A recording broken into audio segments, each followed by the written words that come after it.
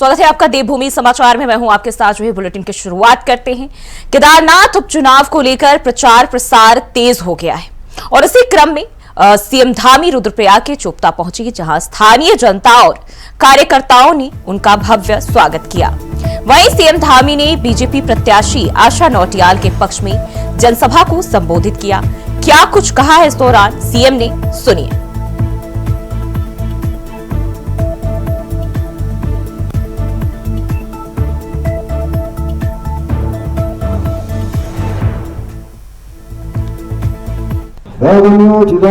दीदी भूमियों और नौनियालों समेत सभी तरह सेवा से स्वीकार हो। बाबा केदार की पवित्र धरती में आओ, स्वभाव में आप सबकी कृपा से मिलने लगी। भाई बहनों, मैं आज आप सबके बीच में केदारनाथ विधानसभा की भारतीय जनता पार्टी की प्रत्याशी बहन आशा नौटियाल जी के लिए आप सबका समर्थन मांगने के लिए आया हूं, आप सबका आशीर्वाद मांगने के लिए आप सबके बीच में आया हूं। और आशा जी को आप सब लोग जानते हैं, इनके बारे में मुझे बहुत कहना नहीं है, क्योंकि मेरे से ज्यादा आप सब जानते हैं। आप सब लोगों ने इनको शुरुआती दिनों से देखा है, 3 दशक से भी अधिक समय से ये आप सबके बीच में समर्पित होकर इस विधानसभा को आगे बढ़ाने के लिए काम कर रही है। और मैं आज सच बताऊं तो अपनी दीदी को बहुत भावुक होकर मैं भी सच में बहुत भावुक हो रहा हूं कि कैसी कैसी बातें यहां पर हो रही हैं। इनके मन में कभी कोई जुड़ाव नहीं रहा। जब शैला दीदी यहाँ की विधायक थी, उस समय भी ये जब भी मुझसे मिलती थी हमेशा यहाँ के विकास की बातें करती थी, यहाँ की जो जन समस्याएं हैं उनकी बातें करती थी, किसी की कोई मदद है उसकी मदद की बात करती थी। और हमेशा यही इनकी कोशिश रहती थी कि एक विधायक के साथ जुड़कर उनके सहयोग में क्षेत्र को आगे बढ़ाया जाए। अब शैला दीदी हमारे बीच में नहीं है, लेकिन इस क्षेत्र के विकास को लेकर जो उनके सपने हैं, उन सपनों को पूरा करने का काम अब हमारी आशा दीदी करेगी। भाइयों बहनों, आदरणीय प्रधानमंत्री जी ने केदारनाथ धाम की पुण्य धरा से कहा था कि 21वीं सदी का तीसरा दशक उत्तराखंड का दशक होगा। इसका अर्थ है कि ये आने वाले 10 साल हर क्षेत्र में उत्तराखंड के होंगे, यानी उत्तराखंड प्रगति पर होगा, उत्तराखंड गति पर होगा, उत्तराखंड उन्नति के शिखर पर होगा। उन्होंने ये बात केवल सिर्फ कहने के लिए नहीं कही थी, वास्तविक रूप में उत्तराखंड की दशा और दिशा बदलने के लिए एक संकल्प के साथ कहा था, जिसका असर आज पूरे, चाहे केदार धाम हो या पूरी केदारनाथ विधानसभा हो या पूरा उत्तराखंड हो, समूचे प्रदेश के अंदर, समूचे केदारनाथ विधानसभा के अंदर दिखाई दे रहा है।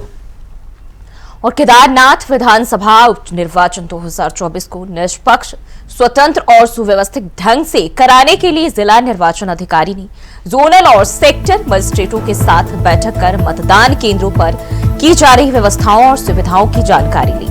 सभी सेक्टर अधिकारी अपने अपने क्षेत्र के अंतर्गत सभी मतदान केंद्रों में सभी व्यवस्था चाक चौबंद कर ले।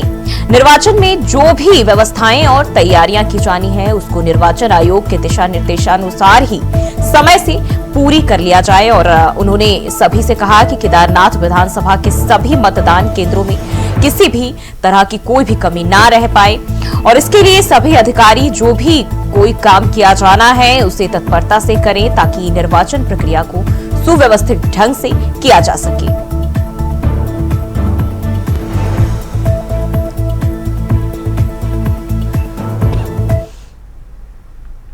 और खबर नैनीताल से है, जहां राज्य सरकार ने जमीनों को लेकर एक बड़ी पहल की है। बता दें कि नैनीताल के रामगढ़, भीमताल, मुक्तेश्वर आदि पहाड़ी क्षेत्रों में लोग नियमों का उल्लंघन कर व्यावसायिक और अन्य कार्यों में जुट गए हैं। इसी को लेकर राज्य सरकार ने अब ऐसे बाहरी लोगों की जमीनों के लिए नोटिस भेजने भी शुरू कर दिए हैं, जिन्होंने जमीन का गलत इस्तेमाल किया है। इस मामले में जिला प्रशासन ने 64 लोगों को नोटिस जारी कर भूमि का हाल भी जाना है, पूछा है।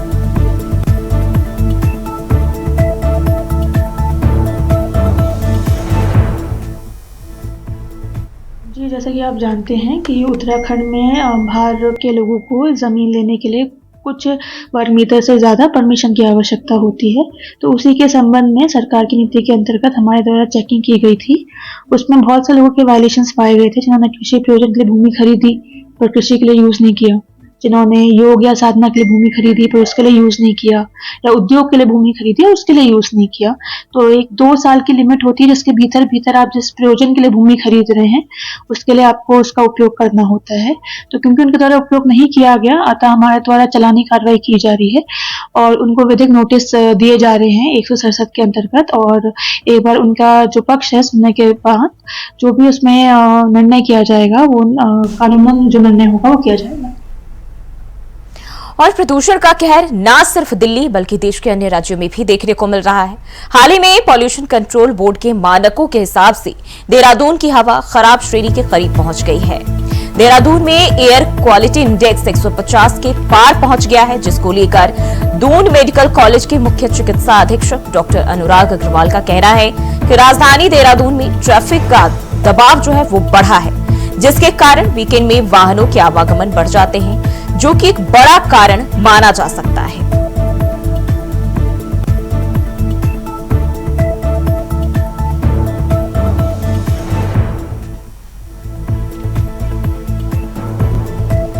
और हमारे सहयोगी धनराज गर्ग हमारे साथ लगातार बने हुए। धनराज, जिस तरीके से हम बात करें, प्रदूषण अभी के समय में एक बड़ी समस्या बन चुकी है। जिस तरीके से हम देखें, ना सिर्फ राजधानी दिल्ली बल्कि जो राज्य उत्तराखंड, वहां भी राजधानी देहरादून का वही हाल है।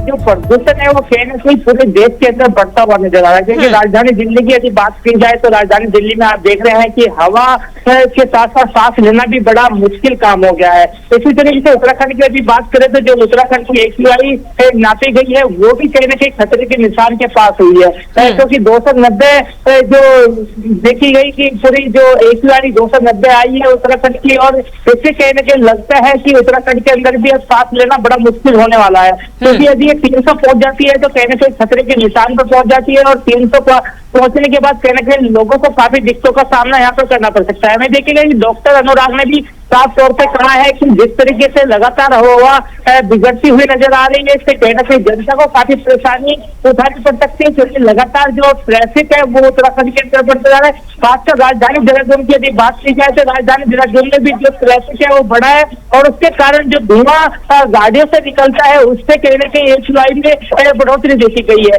और कहीं ना कहीं इसके लिए लोगों को भी जिम्मेदारी माना गया है, क्योंकि तमाम आप देखिएगा कि चाहे हम दीपावली की बात करें, धनतेरस की बात करें या त्योहारों की बात करें, तमाम त्योहारों पर जो हजारों की तादाद में जो वाहन दिखते हैं, तो यानी कि कहा जा सकता है कि इतनी आबादी उत्तराखंड की नहीं है जितने वाहन यहाँ पर कहीं ना कहीं बिकते हुए नजर आते हैं, और तो कहीं ना कहीं उससे जो धुआं उठने वाला है वो जो हवा है वो खराब करता हुआ नजर आता है, और उससे कहीं ना कहीं आम जनता को काफी दिक्कतों का सामना करना पड़ता है। बिल्कुल, त्योहारी सीजन के बाद हम अक्सर देखते हैं कि जो प्रदूषण है कहीं ना कहीं कोहरे के रूप में हर तरफ छाया रहता है। अगर हम देहरादून की बात करें, जिस तरीके से अभी आपने भी बताया कि जो ट्रैफिक है, वाहनों की आवाजाही कहीं ना कहीं इसमें बड़ी भूमिका निभा रही है। इसको कंट्रोल करने के लिए क्या कुछ नियम जारी किए गए हैं, क्योंकि हालात जो है अब खराब श्रेणी में पहुंच चुके हैं?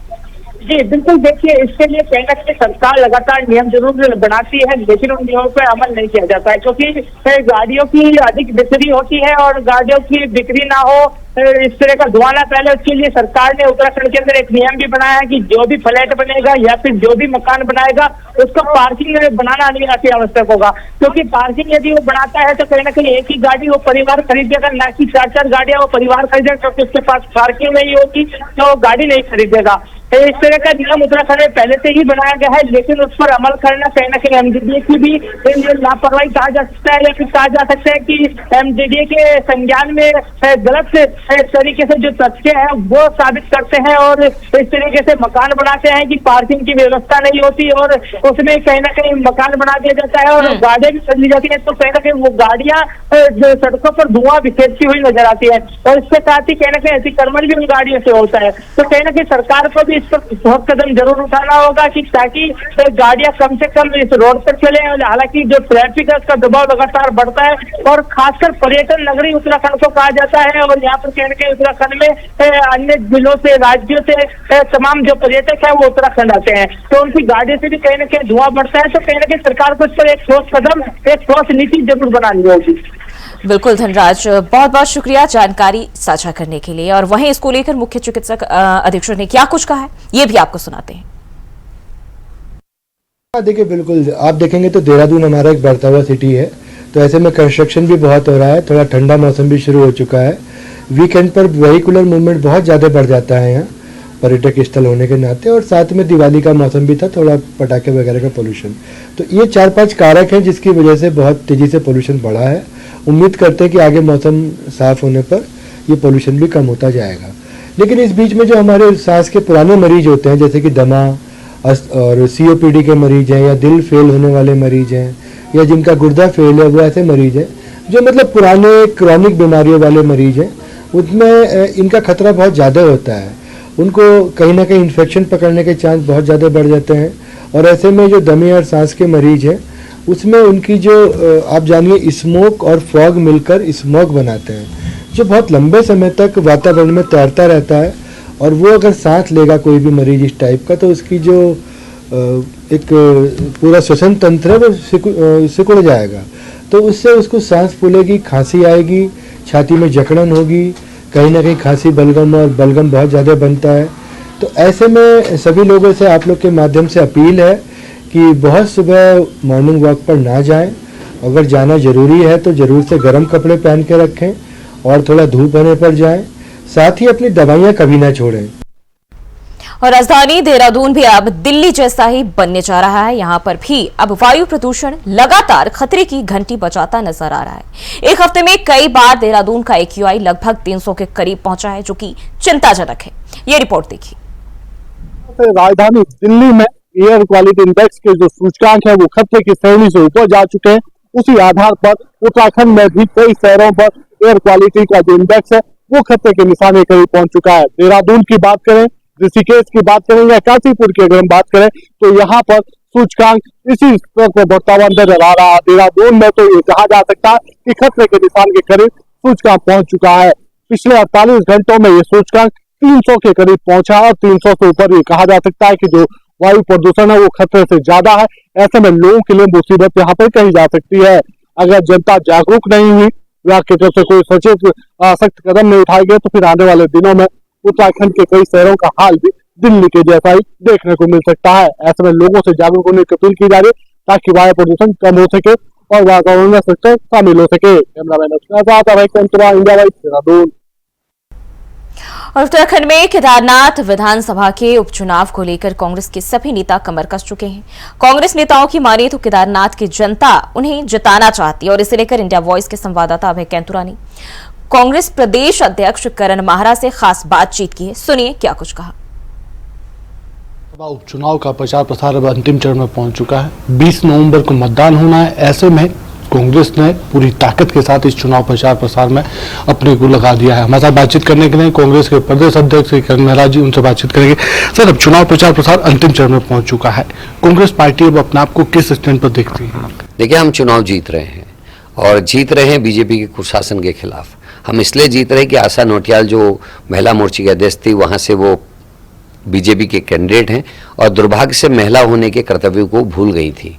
ना तो अंकिता भंडारी के न्याय में कुछ बोली, ना वो संतेसा में 14 साल की बेटी के बलात्कार और हत्या में कुछ बोली, ना उत्तरकाशी की हमारी गढ़वाल की 4 बेटियों का बलात्कार होने उसमें कुछ बोली, ना अपने संगठन के 2 मंडल अध्यक्षों की जमानत पे कुछ बोली, ना वो दुख संघ के चेयरमैन के द्वारा किए गए अपराध पे कुछ बोली। और जो हाथीपुर कला में घटना घटी, एक महिला का अपराध, रेप और बलात्कार और हत्या, उसके बाद 13 साल की बेटी का जब बलात्कार ISBT में, इन किसी विषय पे आशा नोटियाल नहीं बोली। वो बोली तो तब बोली जब करण माहरा अंकिता भंडारी की न्याय यात्रा गढ़वाल में निकाल रहा था, तब मेरे पुतले उन्होंने जलाने का काम जरूर किया, लेकिन पुलकित आर्या के खिलाफ एक शब्द नहीं बोल सकी। तो जो अपने बहन होने के कर्तव्य को भूलकर पार्टी को बड़ा महत्व देती हो, जो महिलाओं के अपराध में कुछ ना बोलती हो, जिसके महिला मोर्चे के अध्यक्ष रहते हुए उत्तराखंड 9 हिमालय राज्यों में पहले स्थान पर आ गया, ऐसी महिला को कोई पढ़ी लिखी समझदार जागरूक महिला वोट नहीं देगी, मुझे भरोसा है। अनपढ़ कुपढ़ दे सकते हैं, लेकिन जो समझदार पढ़े लिखे जिनको समझदारी है, भले ही वो स्कूल ना गए हों लेकिन समझदार होंगे, संस्कारी होंगे, वो कभी भी आशा नौटियाल को वोट नहीं देंगे, ऐसा मेरा मानना है। और वहाँ इस बात को लेकर चर्चा भी है। वहाँ केदारनाथ की यात्रा को जिस तरीके से बर्बाद या खराब किया गया है उसको लेकर भी चर्चा है, और लोगों का ये कहना है कि हमारा व्यापार 40 से 50% गिरा है। तो इन सारी चीज़ों को लेकर वहाँ नाराजी है, और मुझे लगता है कि कहीं ना कहीं इसका असर इस चुनाव में होगा। जी, बद्रीनाथ और मंगलौर में पहले ही आप बीजेपी को झटका दे चुके हैं, क्या केदारनाथ में भी अब लगता है कि वो तीसरे झटके की तैयारी पूरी हो चुकी है, क्योंकि बीजेपी ने जिस अपने मंत्री पदाधिकारियों को वहाँ पर लगाया? देखिए, उनकी घबराहट दिखती है। 5-5 मंत्रियों की ड्यूटी लगाना, महेंद्र भट्ट का अन्य राज्यों में जाके अपील करना कि आइए हमारे को वोट दीजिए, ये संकेत करता है कि कहीं ना कहीं घबराहट है।